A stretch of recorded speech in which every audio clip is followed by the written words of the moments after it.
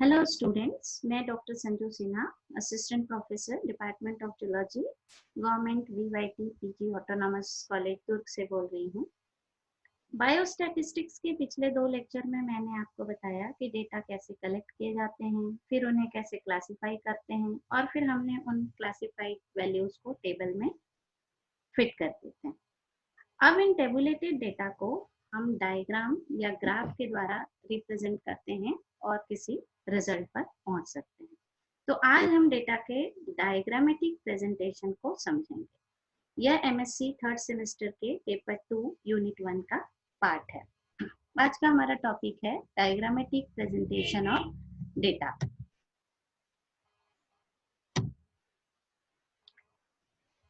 Tabulated data को diagram के द्वारा या विजुअल फॉर्म में सिंपल एवं अट्रैक्टिव मैनर में प्रेजेंट करने को डायग्रामेटिक प्रेजेंटेशन कहते हैं। यदि हम डेटा को डायग्राम के रूप में प्रेजेंट करते हैं तो ये आसानी से सबको समझ में आ जाते हैं तथा इससे समय एवं ऊर्जा दोनों की बचत होती है। टेबल फॉर्मेशन के समान ही डायग्राम ड्रॉ करने के भी कुछ बेसिक रूल्स होते हैं, जैसे हर डायग्राम का एक सुटेबल टाइटल होना चाहिए, डायग्राम बनाने के लिए एक प्रॉपर स्केल फॉलो करना चाहिए जिससे आपका डायग्राम अट्रैक्टिव दिखे, डायग्राम हमेशा नीट एंड क्लीन होना चाहिए, डायग्राम के नीचे फुटनोट अवश्य लिखा जाना चाहिए और डायग्राम में हम जितने भी वेरिएबल्स को कंसीडर करते हैं उसके लिए उनका एक आइडेंटिफाइंग इंडेक्स जरूर होना चाहिए।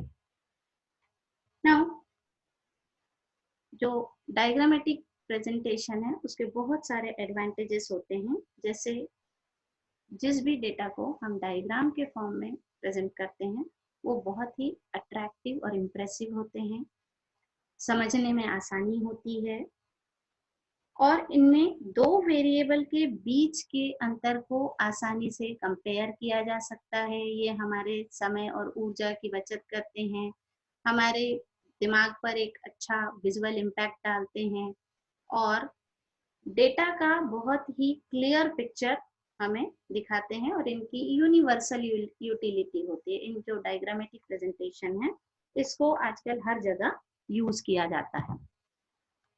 इसके कुछ लिमिटेशंस भी हैं, जैसे डायग्राम का उपयोग केवल डेटा के कंपैरिजन के लिए ही किया जा सकता है, इससे कोई वैल्यू कैलकुलेट नहीं की जा सकती।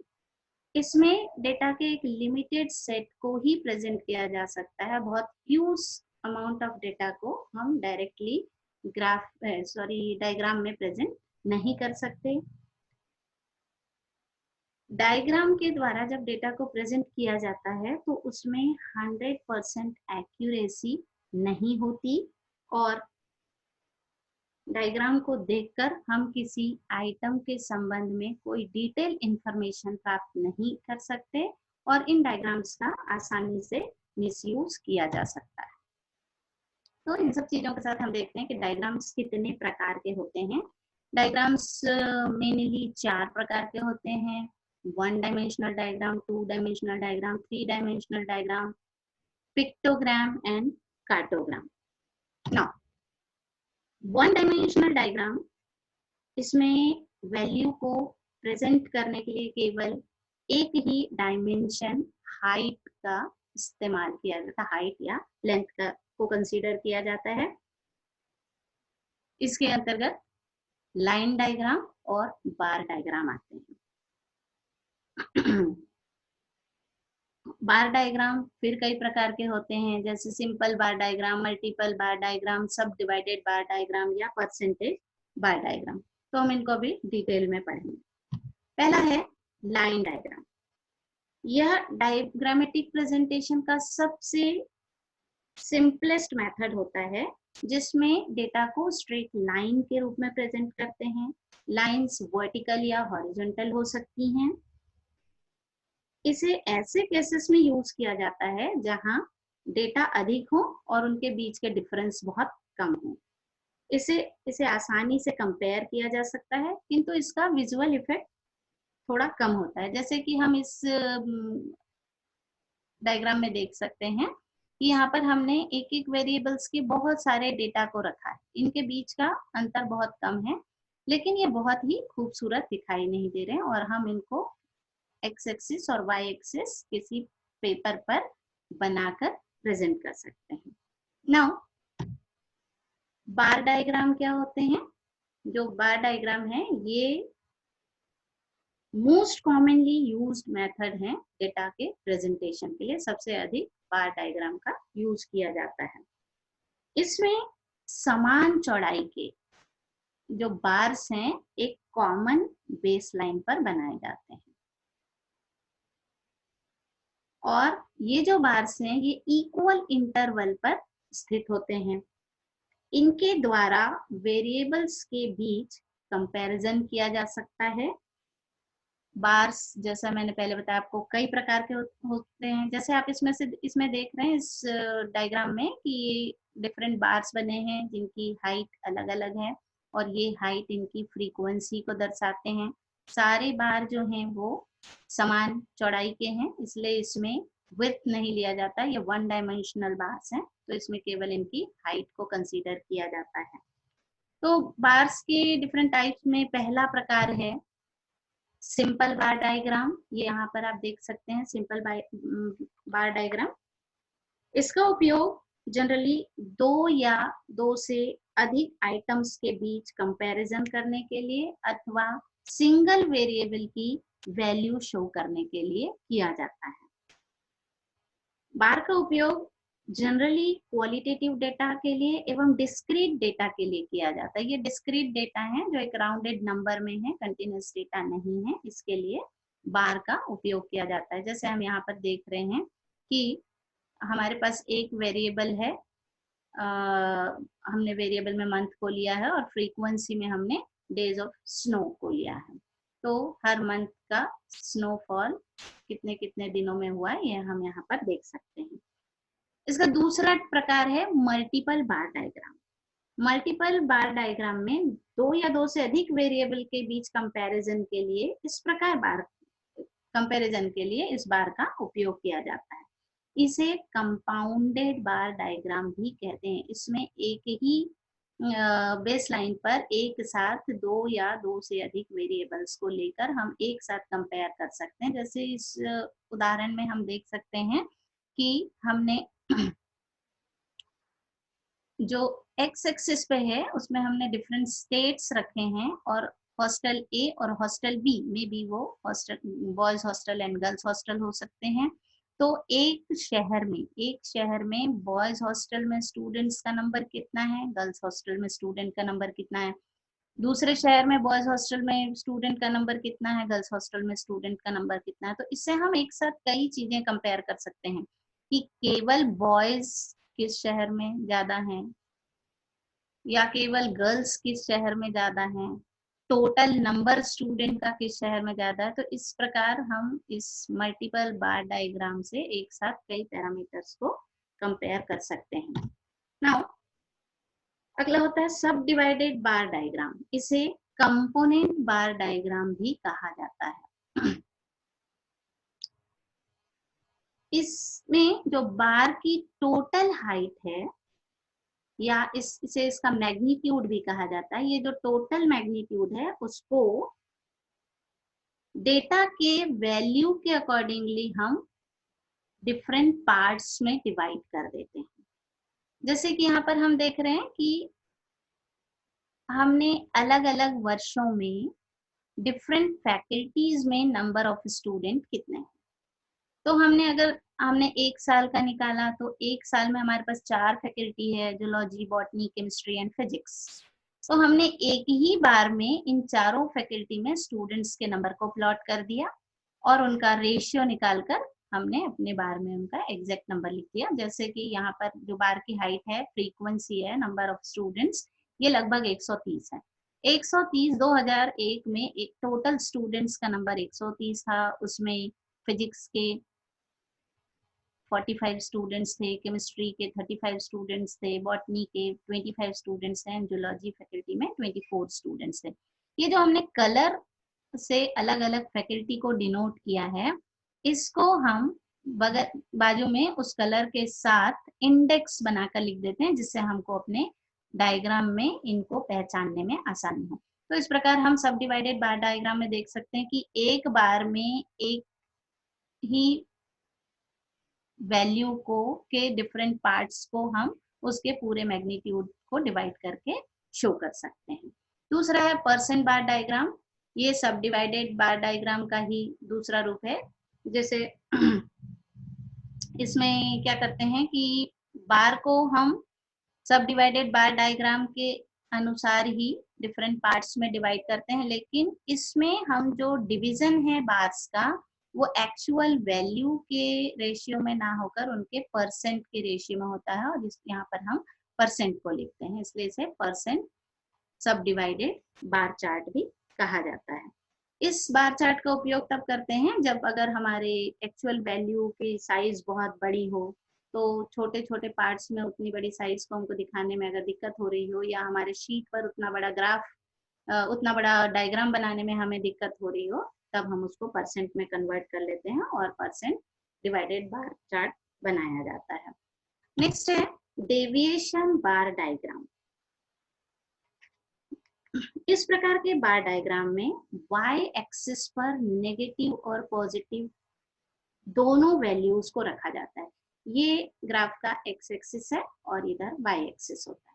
y एक्सिस पर यहाँ 0 होता है, जहाँ x और y एक्सिस मिलते हैं उस पॉइंट पर 0 होता है। इसके ऊपर जो y एक्सिस पर वैल्यू रखी जाती है वो पॉजिटिव वैल्यू होती है, इसके नीचे जो वैल्यू लिखी जाती है वो नेगेटिव वैल्यू होती है।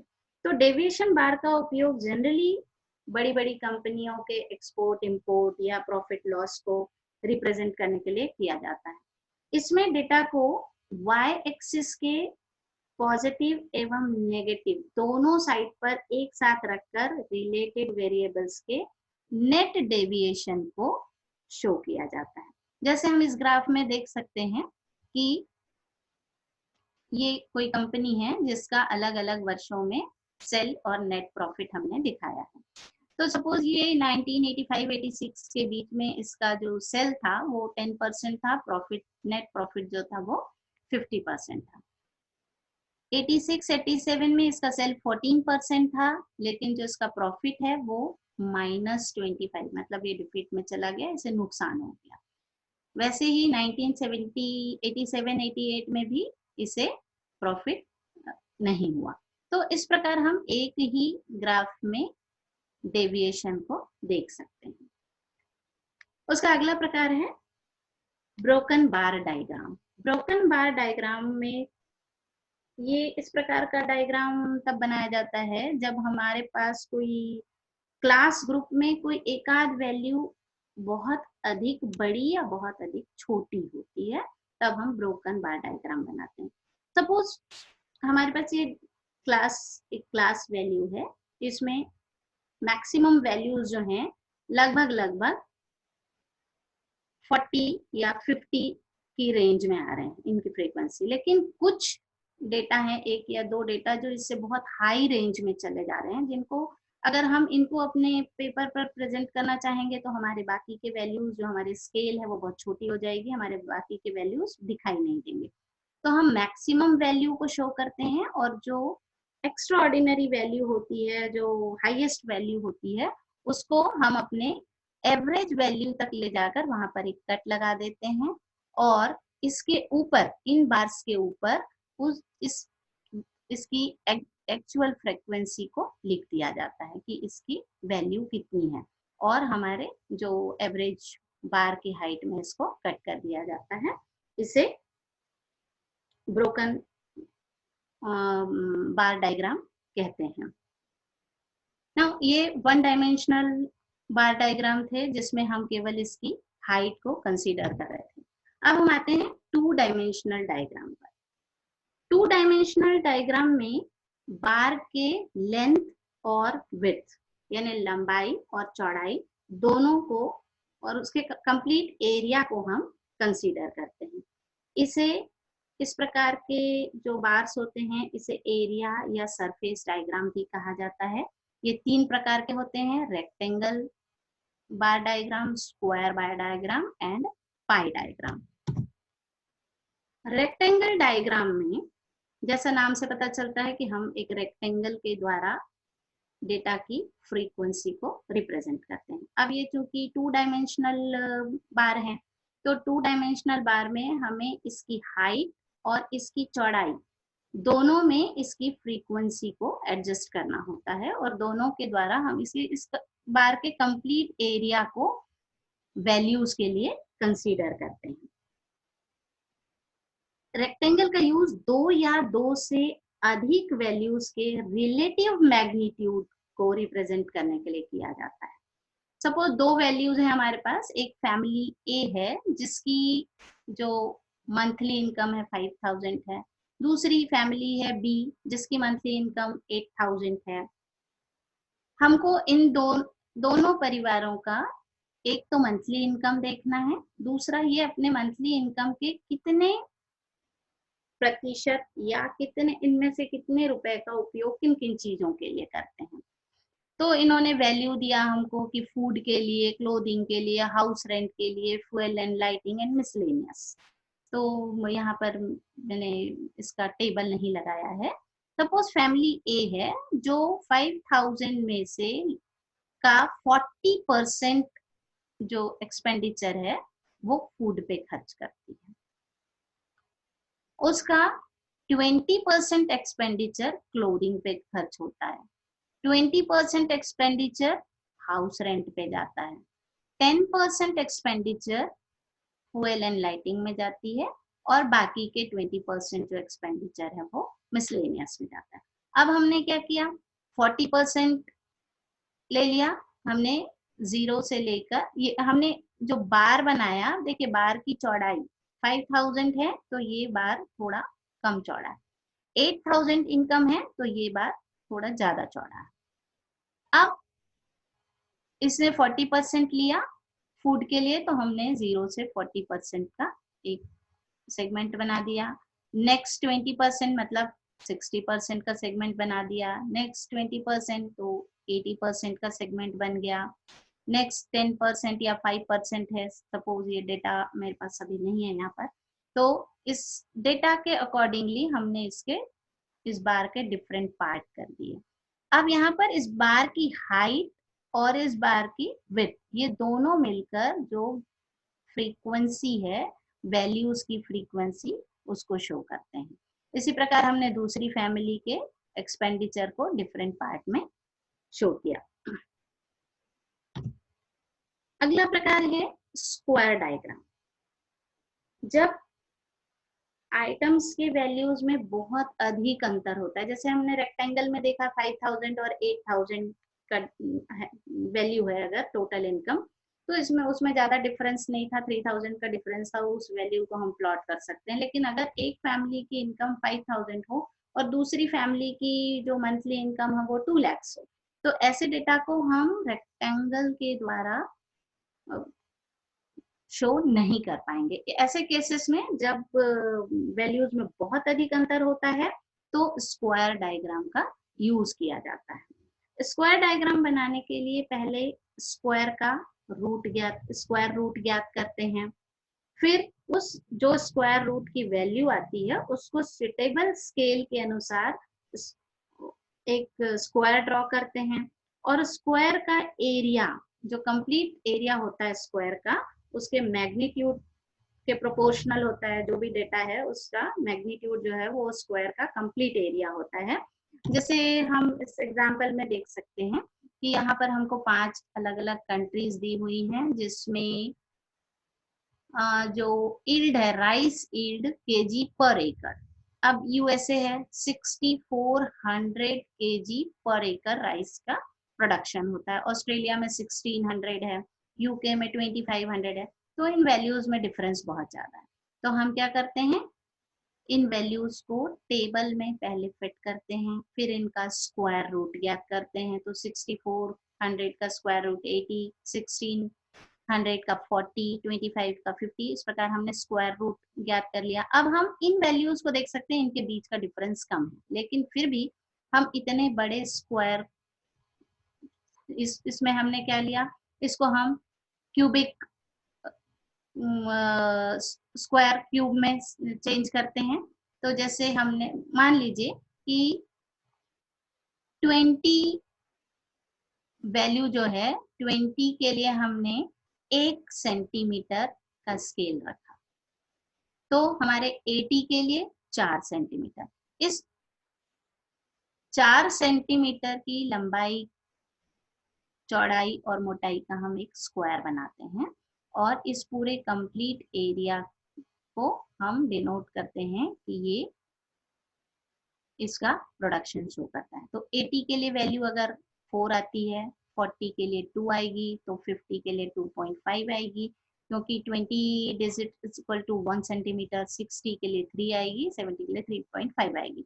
तो हम इन स्केलिंग को यूज करके एक स्क्वायर का फॉर्मेशन करते हैं और वहां पर हम उस स्केल का जो मेजरमेंट हमने लिया, स्केल लिया है, उस स्केल को जरूर लिखते हैं। फिर हमने लिख दिया यूएसए में अगर 4 सेंटीमीटर है तो उसके अकॉर्डिंगली जो सबसे कम प्रोडक्शन ऑस्ट्रेलिया में वो 2 सेंटीमीटर होगा।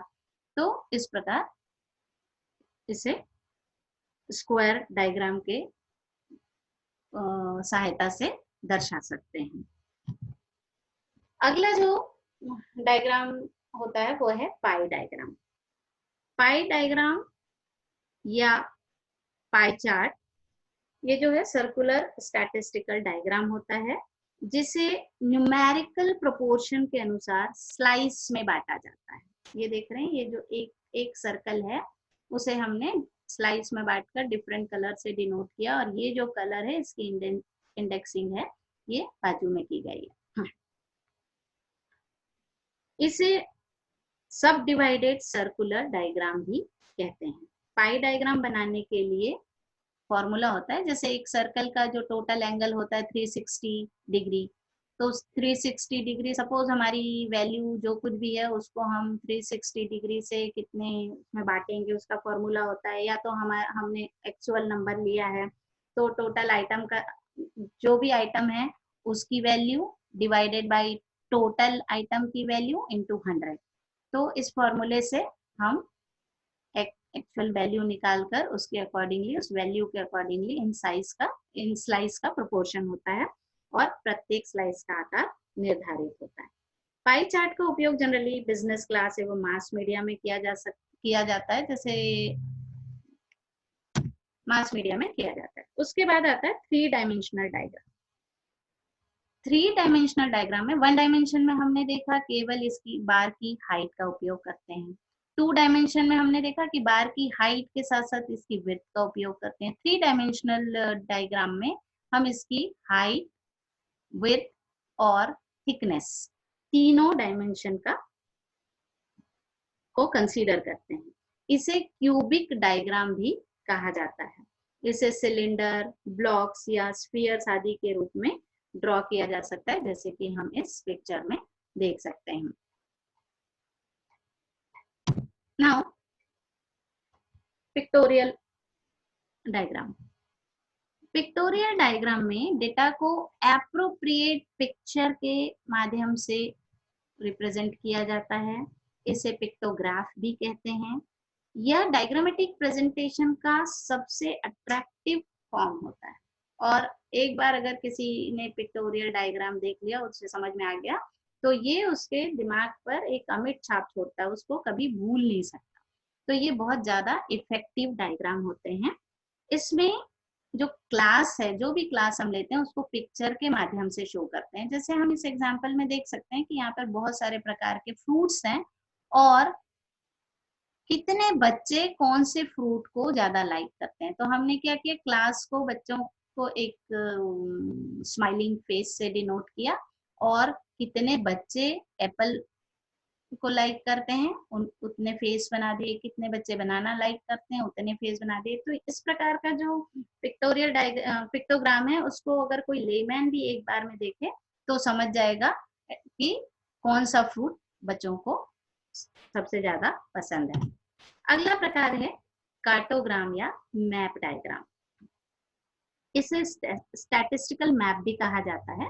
इसका उपयोग किसी क्षेत्र या रीजन से संबंधित क्वांटिटेटिव इंफॉर्मेशन को प्रेजेंट करने के लिए किया जाता है। मैप पर क्वांटिटी को विभिन्न प्रकार से दर्शाते हैं, जैसे कलर शेड से या डॉट्स के द्वारा, या किसी स्पेसिफिक आइटम को इस मैप के डिफरेंट पार्ट में उसके नंबर के साथ लगाकर। कार्टोग्राम जो होते हैं वो बहुत ही अट्रैक्टिव और इफेक्टिव होते हैं और एक लेमैन या कॉमन पीपल तक आसानी से इंफॉर्मेशन को कन्वे कर सकते हैं। जैसे कि हम इस मैप में देख रहे हैं, अफ्रीका का मैप है और वहां पर अफ्रीका के डिफरेंट रीजन में हमको पॉपुलेशन डेंसिटी देखनी है। इस पॉपुलेशन डेंसिटी के हिसाब से हमने इसको बहुत सारे पार्ट्स में डिवाइड किया और वहां की पॉपुलेशन डेंस है या स्कैटर्ड है उसके अनुसार हमने इसको अलग अलग कलर दे दिए। जो ये डार्क कलर है, पर्पल कलर, वो सबसे स्कैटर्ड एरिया, यहाँ पॉपुलेशन सबसे कम है। फिर उससे थोड़ा सा डेंसर है वो सैन कलर है। फिर ग्रीन कलर उससे और डेंस है, और हाईली डेंस एरिया या जहाँ डेंसिटी, पॉपुलेशन डेंसिटी सबसे ज्यादा है, उसको हमने येलो कलर से डिनोट किया। तो अगर हम इंडेक्स पढ़ लें कि ये इंडेक्स किसके को डिनोट करते हैं या क्या शो करते हैं, तो हम इस मैप डायग्राम को बहुत आसानी से समझने में सक्षम होंगे। तो इस प्रकार हमने देखा कि डायग्राम के डिफरेंट टाइप्स में हम अपने डेटा को कैसे अप्रोप्रिएटली प्रेजेंट कर सकते हैं। नाउ इस प्रेजेंटेशन के लिए मटेरियल मैंने लिया fundamentals of biostatistics by Khan and Khanam, biostatistics by P Ramakrishnan, और इन स्लाइड्स के कुछ मटेरियल्स और चार्ट जो हैं इंटरनेट के विभिन्न वेबसाइट की सहायता से ली गई थी। धन्यवाद।